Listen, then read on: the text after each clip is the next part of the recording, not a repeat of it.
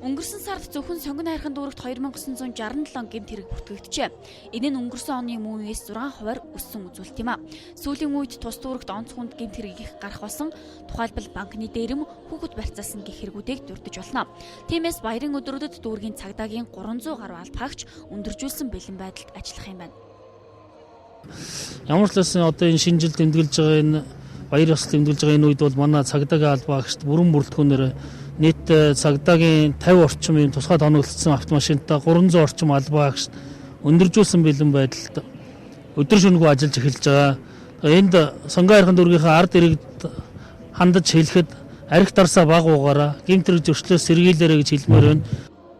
14 хоногийн хугацаанд өндөржүүлсэн бэлэн байдалд ажиллахад зарцуулагдах хөрөнгийг дүүргийн засаг даргын тамгын газар болон иргэдийн төлөөлөгчдийн хурлаас гаргах харуулжээ.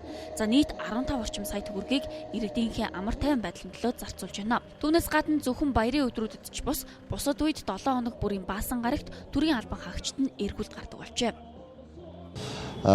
Төрийн албан хаагчдыг бол баасан гараг болгонд бол эргүүлгийг гаргаж байгаа. За энэхүү эргүүлгийг гаргаснаар бол баасан гараг болгонд бол гэмт хэргийн гаралт бол маш их байдаг. Тэгтэл эргүүл гарснаас хойш бол маш эрг үзүүлэлтүүд гарч байгаа. Гэмт хэргийн гаралт буурч байгаа. За бид нар төрийн албан хаагчдаас гадна тухайн дүүргийн нутаг дэвсгэрт байрладаг цэргийн ангиудаас бас хүн хүчний тусламж авч орон өвчин цагаар эргүүл хэлэхээр ингээд төлөвлөж ажиллаж байна. Тус дүүрэгт энэ жил нийслэлийн хөрөнгө оруулалтаар 1.5 тэрбум төгрөгийн үн бүхий камерыг суйрлуулжээ. Ингэснээр сонгон хайрхан дүүргийн сурчлалын бүсийн 70% хянах боломжтой болсон байна. Энэ мэтчлэн сонгон хайрханчууд гэмт хэрэгтээ тэмцэж байна.